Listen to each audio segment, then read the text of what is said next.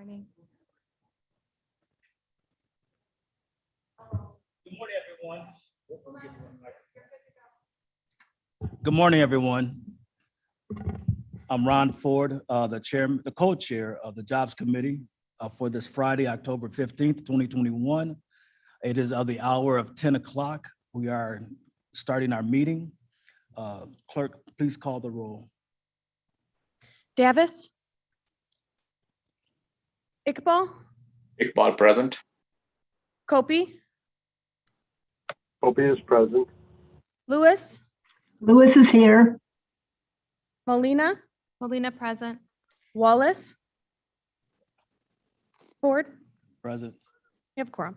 All right. Davis is here too, just misfired unmute button. All right. For some reason, my computer is doing an update as. That's what mine was doing earlier. All right. Can I have a motion for approval of minutes from September 17th, 21? Molina moves. Can I get a Davis second? second. Davis seconds. Any questions or comments?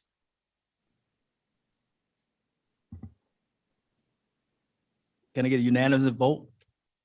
I don't think we have to do it. Yes, I ask for unanimous consent to accept the approval of the minutes. All right, thank you. Any public comments? I don't think we have none. Any online? I wish that technology would love me back. I hear you. All right, so from the Workforce Development Division. Good morning, Chairman Ford and members of the Jobs Committee. We Good do morning. have our monthly financial report for you today. My colleague Maria Gonzalez is on the line and we'll walk you through those items. Thank you, Scott. Good morning, everyone. Good morning. Starting on page 3 of your packet, you have the summarized version of the WIOA 20 grant report. Remember, this is the last year of the 2-year cycle that we have for this grant, so we are now required to fully spend it down by June 30th.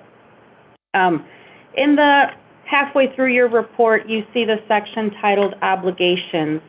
Here, when we report to the state on a monthly basis, we report to them a combination of what we have spent to date, what our accrued expenses are that pertain to that month but are not getting paid until the next month, and then our current obligations to help us show the state how we are working towards fully spending down this grant.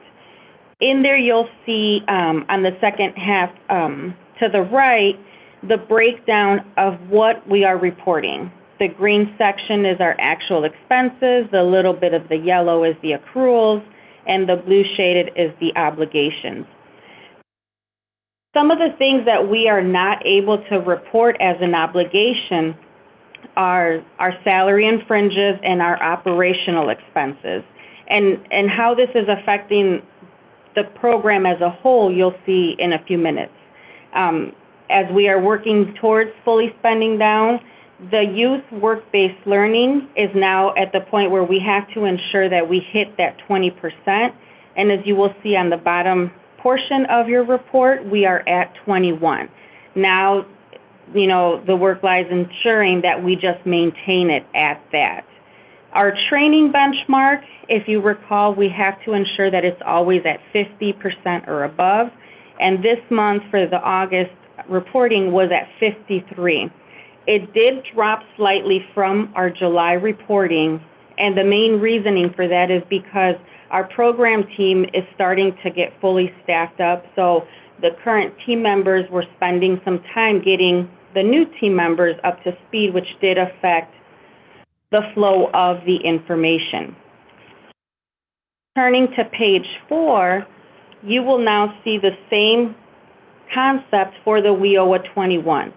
This grant, we are adhered to ensuring that we show the state that we are going to spend and obligate at least 80% of the $6.3 million that we were allocated. Again, in the middle portion of your report, you'll see that I've reported some obligations because from the 20, we're at 100, so now I can start reporting obligations to the state. However, there's a new little section here that shows projections. So what I wanted to show you here is that the expenditure plan that was approved for us to move forward with our program funding, with everything that we have going on, our obligations and our projections, what it says here is that we're going to fall short with our adult and dislocated. It's very early now. Again, keep in mind that we can't report our operation expenses, our salary and fringes, and our program team is not fully staffed yet compared to what we asked for in our expenditure plan. That is continuously happening. New team members are still coming on board, and as that continues to happen, our expenditures will reflect that. I have made our program team aware of where things are at so that they know that we have to keep continuously working to ensure that we do reach our required benchmarks. Again, the bottom portion of your report, you'll see the training benchmark is the same as on page 3, and that is because the state combines both grants to calculate this 50% training benchmark. And the youth work-based learning is not going to be reflected here until the old grant is completely spent down. If you turn to page 5 on your packet, it's the trade grant. Now this grant is ended on September 30th. If you recall, we did make it known that we weren't going to be able to fully spend down this grant, and that was because of the 2 participants that dropped the program to pursue full-time employment. We are finalizing all of the reporting information to get a good sense of what the final unspent amount is. I'm still working through some of my expenses that I need to prepare to report to the state next week, so those are all going to come into play. When we have our meeting next month, you'll see the September numbers, and then we'll have a good, we'll have a better sense. And by then, I will have submitted all of the final reports. And because this grant is a reimbursement basis, it's not where we've already received the money and I'm going to have to return it. It's just they're saying, here's what you've spent. The unspent funds will just need to go back to the Department of Labor. And the subsequent pages are the detailed reports for our accounts payable. Any questions? Are there any questions or comments? All right, seeing none, we thank you for the report. Thank you. So now we're on the comments by chair. As of right now, I don't have any comments. Mr. Davis, do you have any? No, nothing pertinent to share at the moment. All right, seeing none, we're gonna move forward.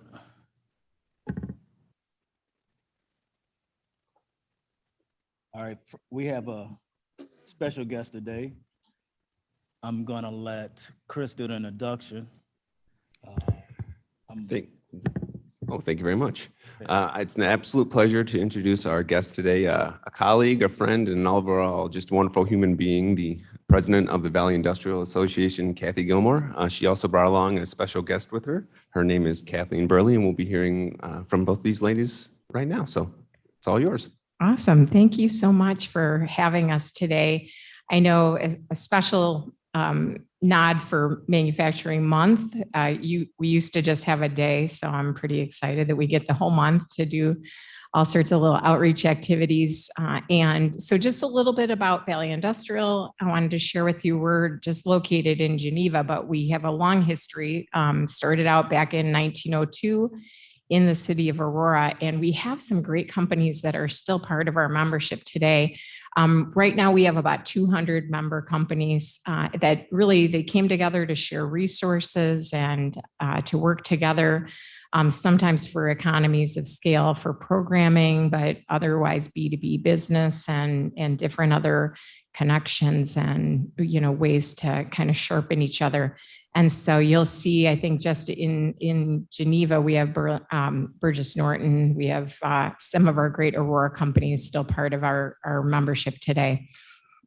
The mission of the VIA is really to be a value-added partner to our companies, and how we do that is, by sharing resources and using those tools for best practice to help them, focusing on member-focused education, different peer groups and excellence forums, and leadership training, and then connections for growth. And that can be anything from connecting to their local politicians to making connections to high schools for their future pipeline, and regional neighbors and things like that. So great ways to connect.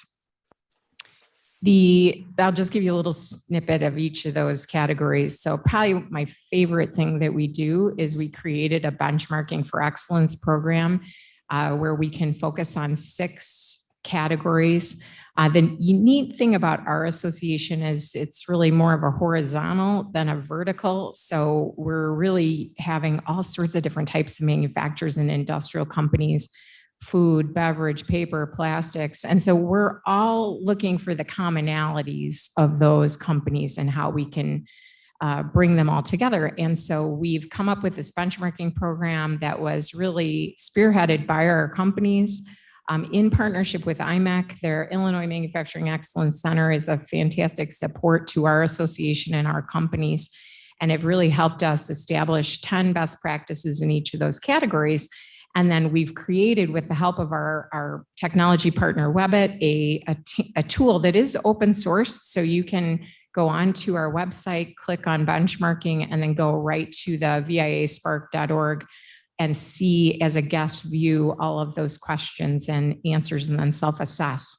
And the funnest part about it is we do a special awards program around it. So it's really great for some recognition that these companies really richly deserve. And we have a great time celebrating them and shining the light on their best practices in the hopes that it will bring all the others up. So really a fantastic perk, but we have a lot of other resources from hotlines and different support in that category. So we next up here is member-focused education. And this is just a little programming snapshot for 2021. Like I mentioned, peer groups, excellence forums that are all around the benchmarking categories, special different additional programming. We have leadership training and all sorts of great stuff to support. And the Kaizen series that we just started is really fantastic as well, that people are enjoying. So, and then really last on that category is the connections for growth. And as I mentioned, we do a lot with, business to business networking and peer networking. We've got a great job bank that we're offering now. But ways we had started really tiptoeing into in the last probably 4 or 5 years was how can we connect them to their pipeline. Obviously, one big challenge point for manufacturers is the workforce development, finding that talent, developing the talent. And so we had been encroaching into that area for quite some time, and we realized that we really needed some help.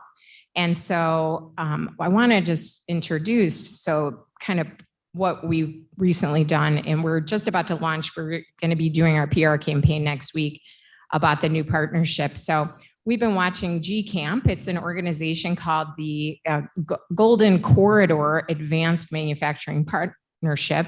And they've been doing such great things, working with the high schools, influencing curriculum, having connectivity activities between the students and the manufacturers.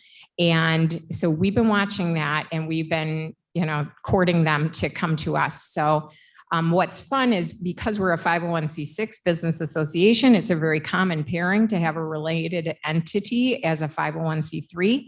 They are a public charity. And so together, it's Kathleen likes to say the chocolate and the peanut butter. So we're Reese's peanut butter cup together. So I'm going to let Kathleen kind of take it away and tell you a little bit about their organization because they've got some great stuff going on. Thanks, Kathy. I appreciate that, that peanut butter analogy that you weren't supposed to tell anybody about that. No, I'm kidding. So GCAMP, so I've been with GCAMP for about 4 years. GCAMP is about 10 years old. We've worked in the Golden Quarter, which is Elk Grove, Schaumburg, Hoffman Estates, Wheeling, up in that area, whatever, a lot of people are, I've never heard of the Golden Quarter before. Well, I hadn't either. And so we're excited that we're going to rebrand to the Greater Chicago Advanced Manufacturing Partnership. And we work with everyone, our stakeholders, government, education, business, and youth, having that connectivity with the simple connector being manufacturing.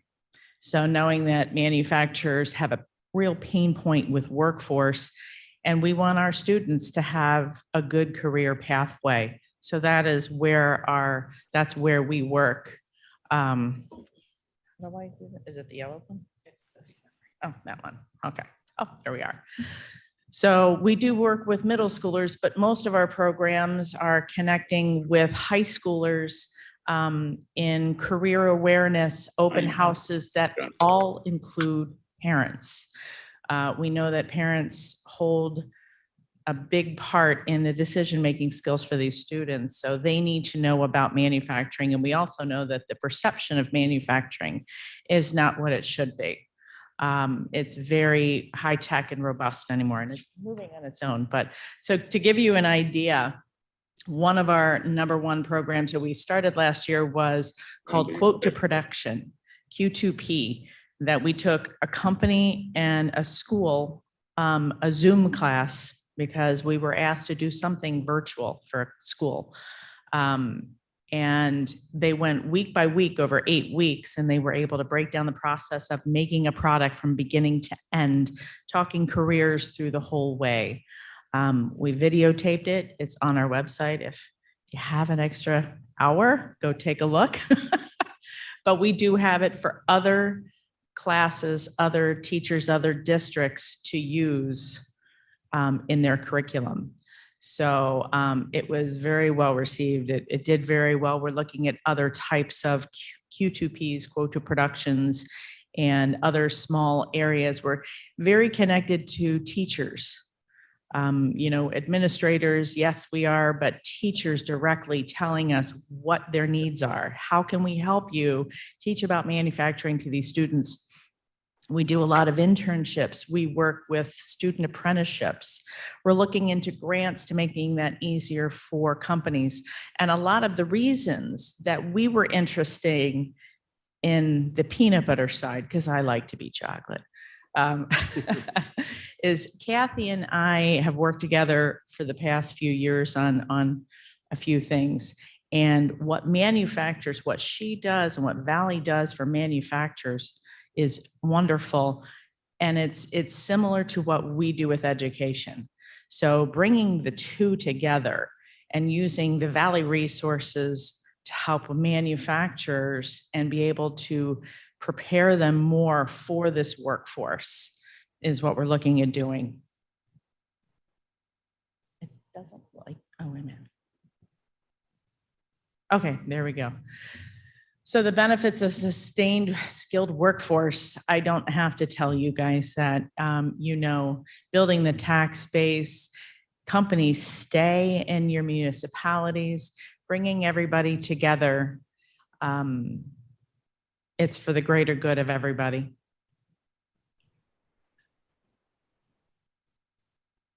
And so as Kathy says, the Mighty Three is now the Fab Four. Notice we have different haircuts. So, so I have a dual role now. So with GCAMP, I'm still continuing as executive director, but I'm also assisting in a lot of other ways with Valley Industrial. So I'll be the executive director of, or I'll be the VP of Education and Workforce Development. So feel free to reach out if you need any assistance in that. think that's it. If there's any questions or comments, let us know. I think I'll start off with the first question, if you don't mind. On this program with getting into the schools, what's usually the process of connecting with the schools? I get on the phone and I call. Or, there's a lot of different processes. I tend to make sure that I am wherever I can meet administrators, teachers, or, through meetings. We have meetings and we invite teachers and administrators in. A lot of it is work through our local EFEs as well, which is I think, Education for All. Valley's down here. Education for Employment, sorry. So Valley's down here, and we've already, Kathy's has a great relationship with them already. So we work with the different EFEs in, I think Terry Stroh is up in the Elgin area there. So basically we start there and we just kind of worm our way in. Okay. Okay. Any other questions or? Go ahead. Yeah, Louis, permission to speak? I'm sorry. Oh, Who's that Chairman online? Ford. Oh, go ahead. Yeah, Anita Go ahead. Lewis. Oh, Thank okay, you. I hear you. Okay. Okay, yeah, I'm sitting here still drinking my coffee this morning. Thank you very much. I first of all want to shout out to Kathy. I have the pleasure of knowing Kathy personally and professionally. She's a wonderful person, great advocate for manufacturing. Also, I had the pleasure of being involved in career fairs and high school events and bringing people to tour the company when I worked at Pratt before I retired. Yay. So glad to just, get this reconnection this morning. But I do have one quick question. My daughter is a grad coach at East Aurora. And one of the things that she's been seeing as she tries to help these kids is they kind of get the manufacturing careers because they can see it's a hands-on, lift truck, run the machine and everything. But how do we promote all those really good, well-paying office careers? I mean, I spent 42 years and I'm a decent salary. And for those 42 years, nobody ever knew what I actually did. They'd be like, oh yeah, she goes and works in an office. How do we go about teaching these kids that there's some really good, well-paying jobs out there that you don't even have to get your hands dirty for? Well, I can speak to manufacturing office jobs, and that when we did the Q2P, the quote to production, one of the things that we did with that was every step along the way, the inside salesperson, the quote, whoever was in the office, the engineer, everybody, all of those careers were highlighted. We talked about every one of them. Because in manufacturing, along with everybody else, everybody's got those needs, but a lot of the office jobs are included as well. Yeah, okay, great. Yeah, and thank you, Anita. It's nice to see your name up there today. One of the other things, we have a really great program that we're doing in conjunction with Valley's on the 22nd, where it's a manufacturing touring initiative.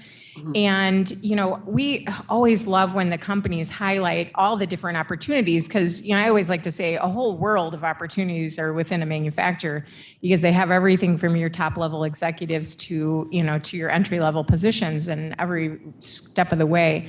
And so we always encourage people to, highlight those along, as they're doing the tours and make sure that people are standing out during those. We're super excited that we have 450 kids coming through on the 22nd to some of the Valley companies. And that was really kind of a lower turnout just because of the current situation with busing and with, just opening your doors for, live.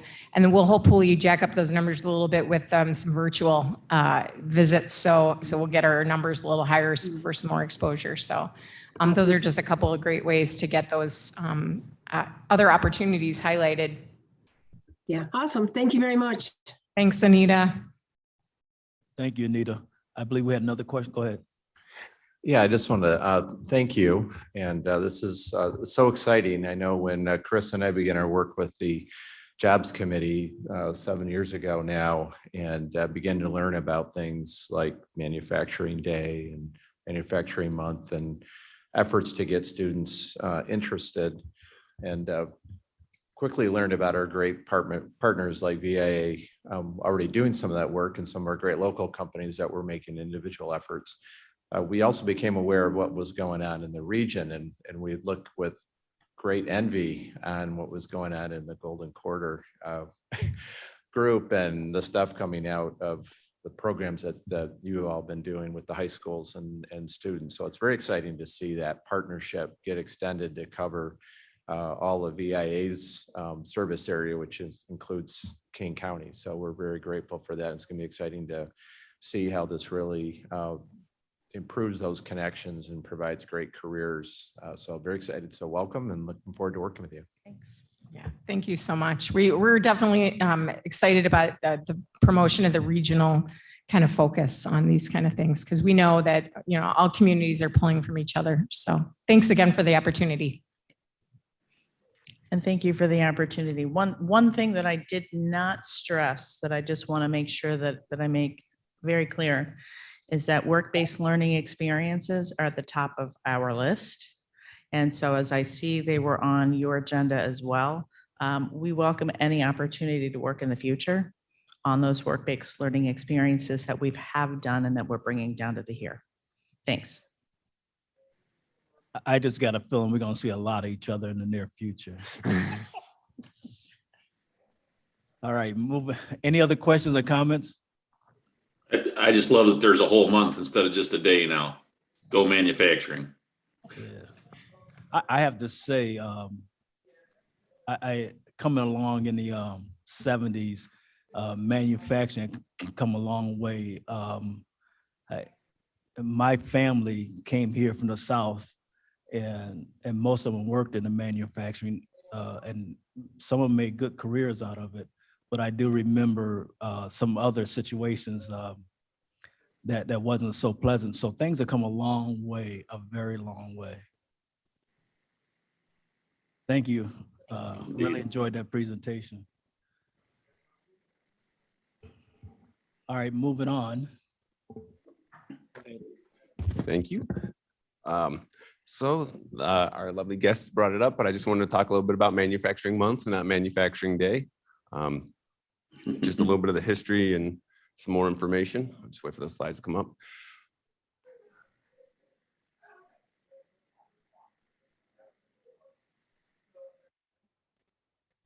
And one of the things I do look forward to sharing with is when our partners like VA do put on their Manufacturing Month events of sharing the pictures and highlights and the numbers and the outcomes from that. Just a little bit of background about Manufacturing Month in King County, which is the month of October. The official day was October 1st, and that was, you know, just where we had some online events and some schools did host some events. Manufacturing Month was created by the Fabricators and Manufacturers Association, the FMA, in 2012. It is also supported by the National Association of Manufacturers, the Manufacturing Institute, the NIST, and the Manufacturing Extension Partnership. You heard it earlier, but I'll say it again. Why Manufacturing Day? It's definitely a coordinated effort to address the common misconceptions, what manufacturing is. But a lot of times now it's more about what manufacturing isn't. You know, my grandpa was a sheet metal worker in Cleveland. If I used his experiences, it'd be much different to talk about than what they do in manufacturing, you know, today. But the manufacturers are trying to continue to address the skilled labor shortage, connect with the future generations, and really take ownership of their public image of manufacturing.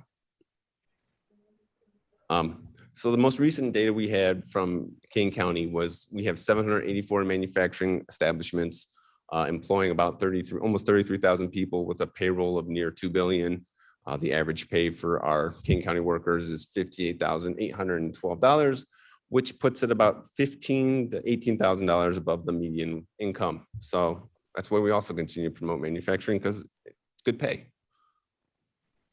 And just the growth in manufacturing output in Illinois over the last decade is something that we need to recognize and we need to continue to promote as we move more of our students towards that workforce.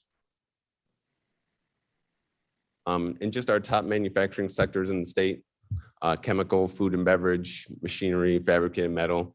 The last data that I checked, this chart still seems pretty accurate. I found more just interesting news I wanted to share as part of this presentation. The pandemic erased about 1.4 million manufacturing jobs in the country. It really set us back more than a decade. Right now, as of the end of 2020, we've hired back about 800,000 of them, but the other near 600,000 have not been added back. US manufacturers surveyed find that the right talent is a third harder than it was in 2018, even as the unemployment rate has nearly doubled the number of available workers. And 77% of surveyed manufacturers say they will have ongoing difficulties in attracting and retaining workers in 2021 and beyond. Like I said, I really want to get some of the highlights as our partners do put together their manufacturing day events or virtual events and share those with you. The classrooms are usually full, and Kathleen said it best, is getting these students hands-on opportunities.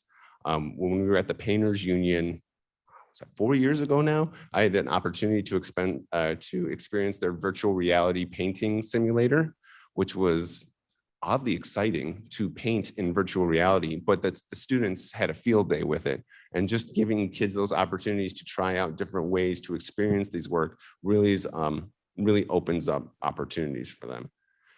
But with that, that's all I have for Manufacturing Month. All right, any questions or comments? All right, seeing none. We're gonna move on. There's any update on the Kane County Economic Development initiatives? All right. Yeah, well, I'm very excited to report that our team has put in 5 applications to the Kane County's American Rescue Plan Committee with the application process. All 5 of them have to do with economic recovery and sustainability for important sectors of our economy. So I'll just briefly go through those, but one being for agriculture, which is our top industry. Right. And another being for tourism. We had a proposal for countywide tourism promotion and coordination from our various convention visitors bureaus groups that was submitted. One you saw in the last meeting, we had a paddle event for the Fabulous Fox Water Trail. We have an application in for that for some promotion and infrastructure improvements for the section of the Fox River through Kane County. And one for doing a countywide strategic economic development strategy and launching a economic development organization to implement those strategies for Kane County. Just recently received a letter of support from CMAP and the surrounding counties and economic development organizations, encouraging the Kane County Board to undertake that effort.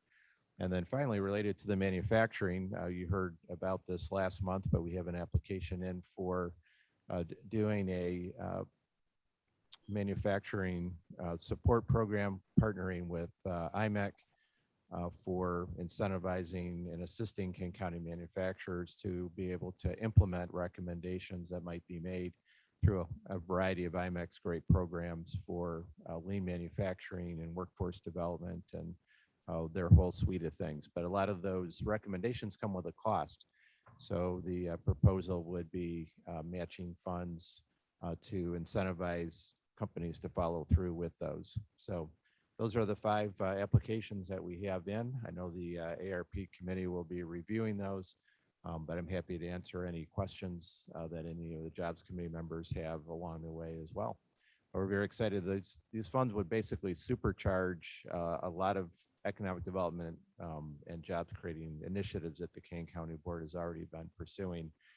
And staff has been pursuing with small grants that have been available over the years, like in the 5 and maybe if we're lucky 6-figure range. But the potential for the injection of these funds to be used for economic development is very exciting and could make a huge impact over the next 3 or 4 years. So thank you. All right, thank you. Any questions, comments? You guys are quiet today, okay. I'm really glad to see this list because it covers what the Kane County needs to do to advance to the next level. There's only but so much income you can make on your own, but when you start reaching outside the box, it extends the opportunity to bring more in. And for me, one thing I've learned when I get on the county board and got involved, and also got involved in the Forest Preserve, is Kane County has a lot to offer. We just need to get the word out there on what it is that we have. Moving on, any new business? Go ahead. I did have two brief slides I just wanted to share real quickly. Go ahead. I put together the unemployment table. Given the recent news, if you look at Kane County and Illinois, they're a little bit more erratic over the last few months, which is more indicative of the job market. The ups and downs we've had lately, the US unemployment rate just continues to creep down to sub 5% levels, which is just basically how they do their math, given the federal unemployment benefits as part of their measurement. But I saw two very interesting headlines that I saw this week. One is more than a third of jobless Americans are still long-term unemployed without benefits. So there's about almost 3 million Americans, which is a third of the unemployed workforce, that are unemployed and not receiving any benefits. And the problem I'm seeing is just how do you connect with these people, but also trying to find the reason. And the answer is, it's just there's no singular reason for this problem. We're looking at a storm of just confluing things, from the holidays to the openings at employers, to the changing requirements for wages. There's just a lot of things. There's also regulation in the pipeline and in flux that may be affecting it, but the long and short of it is we don't know the answer of why this is happening, but unfortunately it continues to persist after the pandemic. So when we look at Illinois and Kane County's unemployment, we're a little higher, but given the national average, it's that 4.8%, I think I wouldn't say deceptive, but it's misleading to the situation. And then in August, this was surprising. 4.3 million workers quit their job in August, led by food and retail. That number sounds a little high. The last time we had that many quit their job, it was December of 2020. So that's typical more of the holiday season, but that's about 3 or 4% higher than they expected it to be, which given the numbers is quite huge. The food and retail exodus is very severe. I'm sure everyone's gone to a restaurant saying we have a sign that says we're short-staffed. The thing I'm seeing now is if you go to a retailer during the day, during the week, you will see their staff scrambling. There are part-time staff workers who are scrambling to get the shelves stocked. And the backlog that's coming from the shelf stocking is only going to get worse prior to the holiday season. And the interesting thing too is this is having environmental effects. If you've heard about what's happening with the shipping container ships in California and the oil spill, they think that was from an anchor from a waiting container ship waiting to get into the port of LA to offload their goods. And so now this backup is creating environmental effects, just showing how all of our systems are interconnected. So as more information comes out, I'd love to share it, but it's just when people start having some concerns about the holiday retail season, it's warranted when almost a million retail workers left the industry in the month of August. And so we're 2 months behind on that data. So I'll continue to report that. But I just wanted to shout out just Jobs Committee because we look towards enhancing our manufacturing workforce, and giving people opportunity. It's just great to pull them out from retail and food and bring them up. So, thank you. Thank you. Any questions? All right, moving on. Can I get a motion to put all the reports on file? So moved. Davis. Moved by Davis. Second Can I by get a Lewis. second? And Lewis second. Clerk, will you call the roll? Iqbal, Iqbal, yes. Hopi, Lewis, Yes. Lewis, Lewis, yes. Molina, Wallace, Ford, Ford, yes. Davis. Davis, yes. Passes. All right. Thank you. So we do have a reason to go into executive session, and I believe it's for the appointment, employment, discipline, performance, or dismissal of special employees. Did I say that right? You did, sir. Yes. Okay.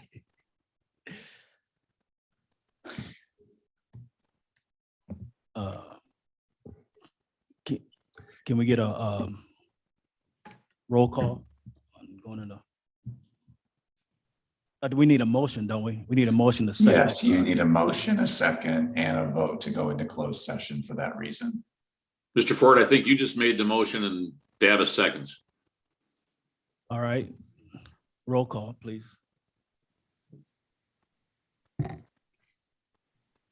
Iqbal, Iqbal, yes. Kopi, Hopi, yes. Lewis, Lewis, yes. Molina, Wallace, Ford, Yes. Davis. Davis, yes.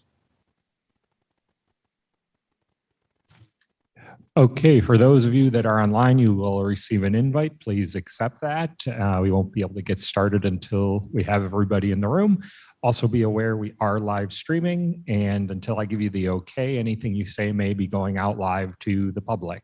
So give us a moment here to get everything set up, and we'll let you know when we're ready to go.